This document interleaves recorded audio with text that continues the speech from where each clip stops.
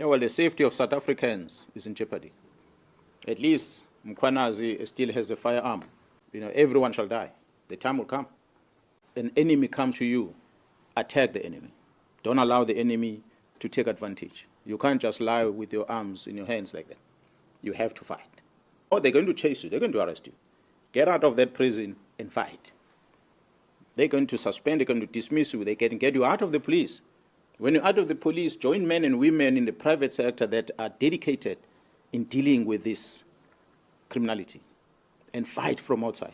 Right now, South Africa is in grips of a major political and policing scandal, one that threatens to shake the very foundation of criminal justice system.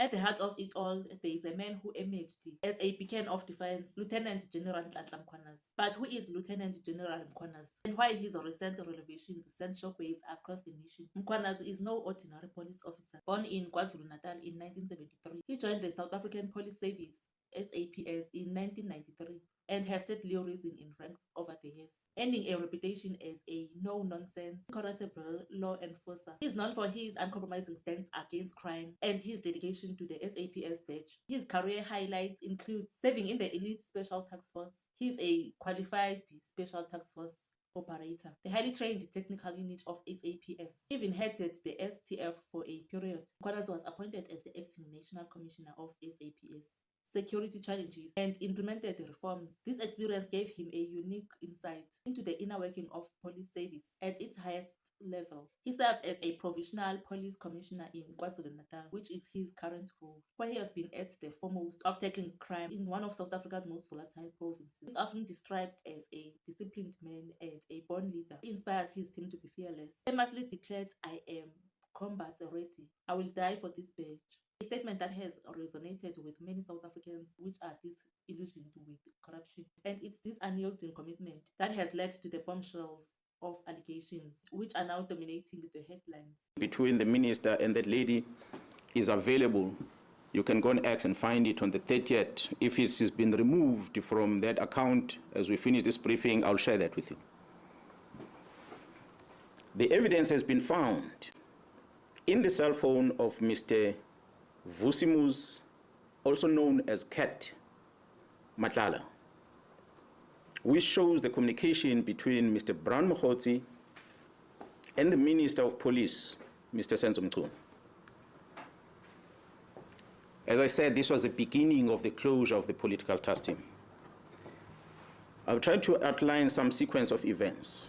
I had said the team left for Gauteng to go and assist organized crime in Gauteng.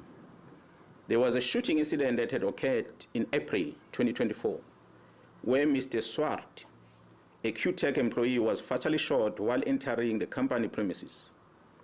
QTech has been a long-standing service provider to Transnet. Shortly after the incident, 3 suspects, including a warrant officer, a South African Police Service warrant officer, a detective Tau Pule, were arrested in Johannesburg. During the arrest, weapons that were used in this murder, which was an AK-47 and a pistol, along with cell phones, were confiscated. I must applaud the team in Gauteng who had effected this arrest before the arrival of the team in KZN.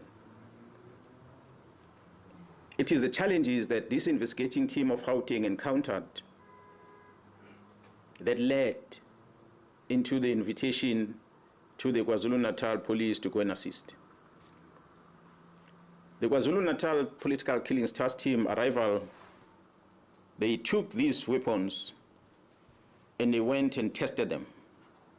So they conducted a ballistic test in order to check whether these firearms were linked with that murder and many other murders perhaps that will have occurred in the country. Maybe let me pause on that one and come back into what had happened prior to us receiving the results from the task team, ballistic test result. On the 6th of December 2024, the task team visited the premises of the 2 of the high-profile syndicate, of which one, Mr. Katiso Molefe, was arrested for the murder of Mr. Swart of QTech. During that arrest, an unusual activities were observed whilst the team were busy with the operation. These activities included a dispatching of members of the South African Police Service under the command of a senior manager at the head office to go and interrupt the operation that was unfolding. Fortunately, when they arrived there, the members realized that it is indeed a police operation, so they allowed the members to carry out their operation without disturbance. On the 30th December 2024, the ballistic expert issued a ballistic report which linked these firearms not only with the murder of Mr. Swart, but these firearms were linked with a number of high-profile cases. And these cases include very high-profile South African artists that were murdered in Gauteng, which occurred dating back as far as 2021. I'm not going to mention them, but we have them on record. On the 31st of December 2024, the Minister of Police, Mr. Senzo Mchunu, issues a letter to disband the political killings task team and to suspend the filling of vacancies within crime intelligence. In January, February, and April this year, the Deputy National Commissioner Crime Detection, Lieutenant General Sibiya, issued written instructions withdrawing all these cases from the task team to his office. On the 14th of May this year, 2025, the task team arrested Vusi Muzi, who is also known as Cat Nhlanhla, for an attempted murder ×3. I must highlight that this Mr. Vusi Muzi Cat Nhlanhla is an individual who was awarded a police contract of over 360 million rand in 2024. An analysis was conducted on electronic communication of this arrested person. This analysis reveals communication between the arrested Vusi Muzi at Cat Nhlanhla, Mr. Brown Mokgotsi, an associate of the Minister of Police, as well as the Minister of Police, Senzo Mchunu. On the 1st of January, the letter is issued on the 31st. On the 1st of January, 2025, Mr. Brown Mokgotsi sends a WhatsApp to Vusi Muzi Cat Nhlanhla, and it reads as follows, I quote, "I have arranged a meeting for Sibiya and the minister. They must have a solution." And it follows another message. "The task team that came to your house and harassed you have been dissolved. They got the letter on Monday. As we speak, they are bringing all docket." Lieutenant General Mkhwanazi has publicly accused high-ranking officials, including Police Minister Senzo Mchunu and Deputy National Commissioner Sibiya, of being involved in powerful crime syndicates. He claims that this syndicate, allegedly controlled by a drug cartel, has infiltrated all levels of South African states, from the SAPS and the Police Ministry to Parliament, prisons, and even the judiciary. "It's an octopus," he said, with tentacles reaching deep into the key institutions. Among his most explosive claims is that Minister Senzo Mchunu and the Deputy Commissioner Sibiya directly interfered with a sensitive police investigation, particularly those in political killings in KwaZulu-Natal. Mkhwanazi alleges that Senzo Mchunu issued a directive to disband the political killings task team, which was formed in 2018 with the aim of shielding politically connected members of these criminal syndicates from the prosecution. He revealed that 121 case dockets were removed from the task team before its alleged disbandment. Mkhwanazi has also highlighted the alleged links between Senzo Mchunu and individuals like Vusi Muzi Cat Nhlanhla, who faces charges in connection with an attempted hit, and also Brown Mokgotsi. He questioned questionable contracts awarded, including a 360 million police contract to Nhlanhla's company, which has since been terminated. Furthermore, Mkhwanazi has presented a ballistic report alleging it links to a AK-47 and a pistol to a Transnet corruption, cover-up murder, and a shooting of a high-profile South African artist in Gauteng. These are indeed the smoking guns in this unfolding corruption drama. Unsurprisingly, Police Minister Senzo Mchunu has vehemently denied the allegations, calling them baseless. He acknowledges knowing some of the individuals, but strongly rejects any improper associations or links with crime. The day South Africa allows one person, whoever it is, to suspect somebody, and after suspecting somebody, go on to investigate, and then after investigating, then becomes a prosecutor, and then becomes a judge or a magistrate, and issues a verdict, all in one place. One person does all of that.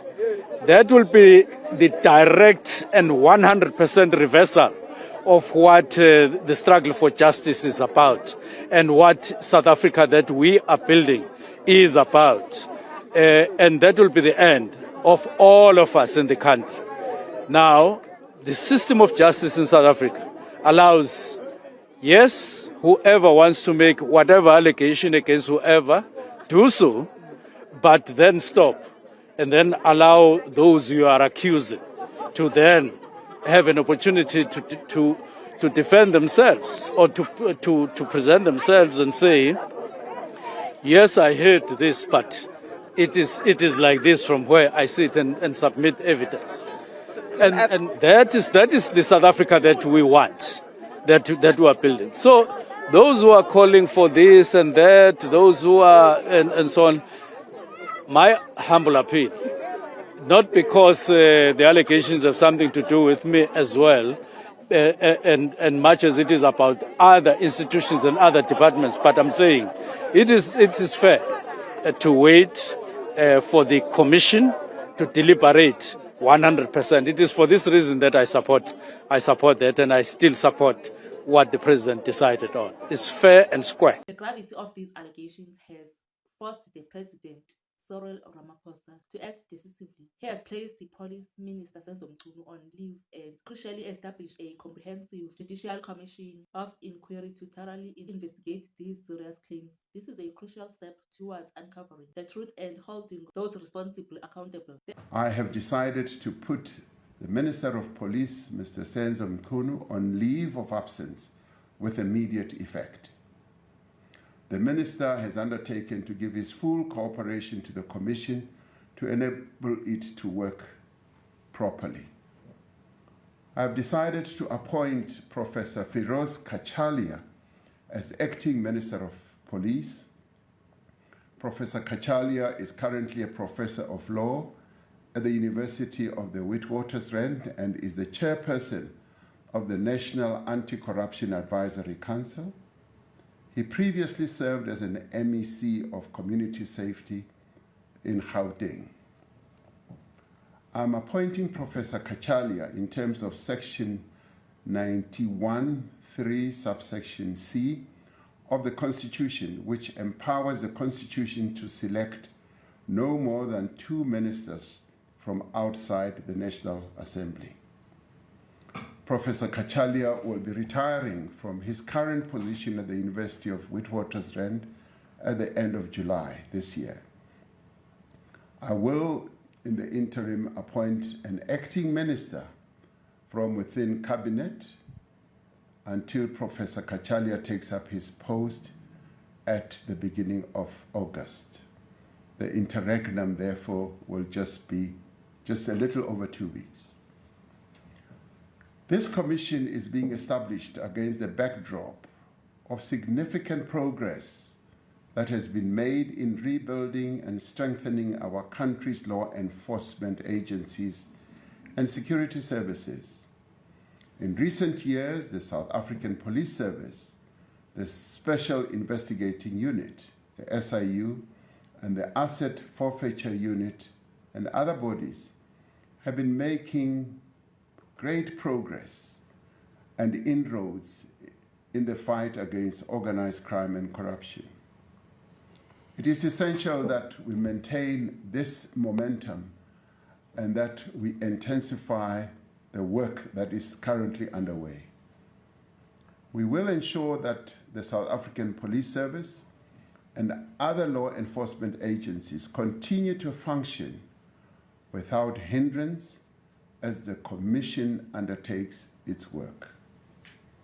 I call on all members of our law enforcement agencies, as well as security services, to remain steadfast in upholding the rule of law of our country and adhering to their code of conduct. I therefore call on all South Africans to support the Commission in the work that it is going to do where appropriate, and to provide any information or assistance the Commission may require. In establishing this Commission of Inquiry, we are affirming our commitment to the rule of law, to transparency, and to accountability. And we are also enhancing the work that is underway to build a South Africa in which all our people are safe and secure. I thank you.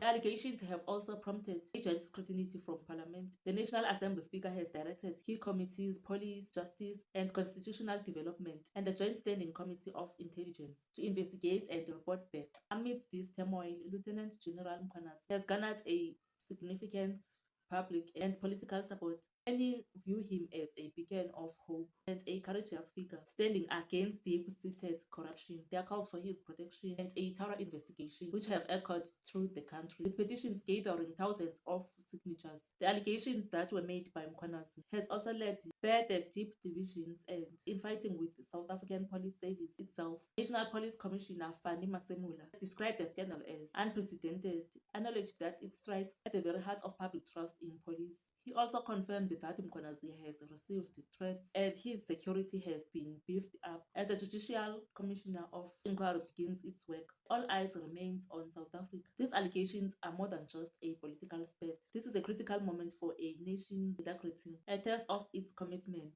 and a pivotal fight against what Mkhwanazi described as criminal syndicates infiltrating the various institutions which are meant to protect citizens. The outcome of the inquiry will undoubtedly shape the future of policing and governance of South Africa. What are your thoughts on these Mkhwanazi allegations?